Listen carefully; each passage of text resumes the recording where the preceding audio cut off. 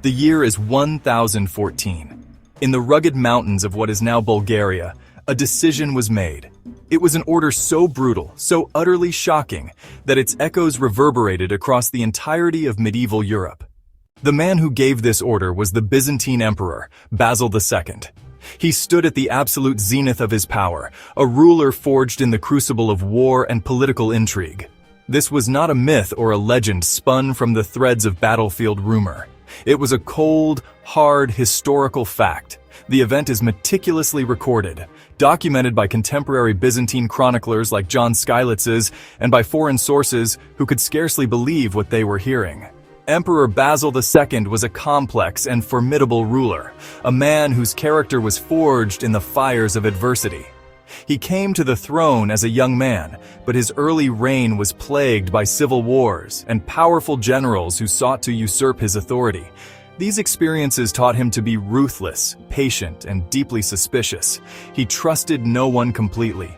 He never married and left no heir, dedicating his entire existence to strengthening the state. His personal austerity was legendary. This combination of shared hardship and iron discipline transformed the Byzantine army into the most formidable fighting machine of its age. Basil was not just a commander, he was the very soul of his army, its driving force and its unshakable will. Across the mountains stood his mirror image, his great rival, Tsar Samuel of Bulgaria. Samuel was a masterful military strategist and a charismatic leader who had risen from obscurity to unite the Bulgarian tribes. The conflict between Basil and Samuel was therefore deeply personal. It was a clash between two titans, two men who saw themselves as destined to rule the Balkans. Every Bulgarian victory was a personal insult to Basil. Every year the war dragged on, his hatred for Samuel intensified. In the summer of 1014, Tsar Samuel made a fateful decision.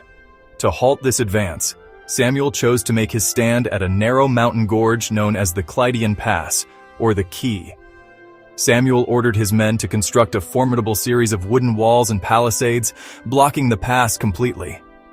Basil II arrived with his army to find the way blocked, just as Samuel had intended. The emperor dispatched one of his most trusted generals, Nikephoros Xiphias, on a perilous mission.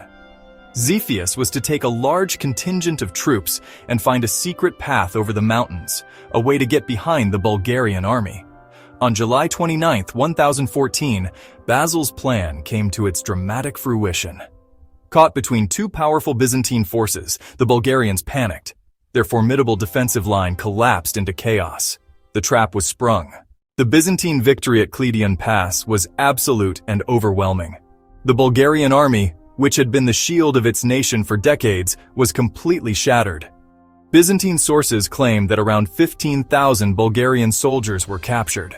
Standing before the thousands of captured men, Basil gave an order of calculated, systematic cruelty. He commanded that the prisoners be divided into groups of 100. Within each group, 99 men were to be blinded in both eyes. The 100th man would be spared one eye. This single one-eyed soldier would then be tasked with the horrific duty of leading his 99 completely blind comrades back home. The logistics of this command are staggering to contemplate. A methodical process of mass mutilation carried out on an industrial scale. The blinding was likely done with a sharp instrument or by using heat, a punishment that was not unheard of in the medieval world for rebels or traitors. But never on this scale. It was a production line of human suffering, an organized descent into darkness meticulously orchestrated by the will of a single man. This was not a spontaneous act of rage. It was a deliberate act of psychological warfare, a message written in blood and pain. These thousands of men would never fight again. Instead, they would become a permanent burden on their communities, a constant living reminder of the price of defying Byzantium. The long, agonizing journey of the blinded army back into the heart of Bulgaria was a slow-motion catastrophe. As they passed through villages and towns, they brought with them the news of the devastating defeat at Kleidion Pass. But more than that, they brought a visceral, undeniable vision of the consequences of that defeat. Eventually, this tragic parade reached Prespa, the capital where Tsar Samuel was waiting. The old Tsar, already reeling from the news of the military disaster, came out to see the returning soldiers. when he was faced with the sight of thousands of his loyal men, blinded and broken, stumbling towards him in their wretched columns. His strength finally gave way. According to the chroniclers, upon seeing this gruesome spectacle, Tsar Samuel suffered a massive heart attack or stroke. He collapsed on the spot. Just 2 days later, on October 6, 1014, Tsar Samuel died. By 1018, just 4 years after the Battle of Kleidion, the First Bulgarian Empire, which had been a dominant power in the Balkans for over 300 years, ceased to exist.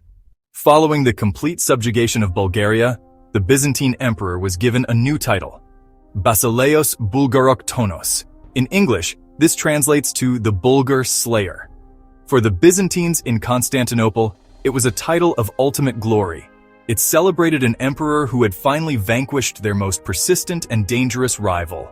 From this perspective, the blinding of the army can be interpreted as an act of ruthless brilliance. Proponents of this view argue that in the brutal calculus of medieval warfare, Basil's decision was strategically sound.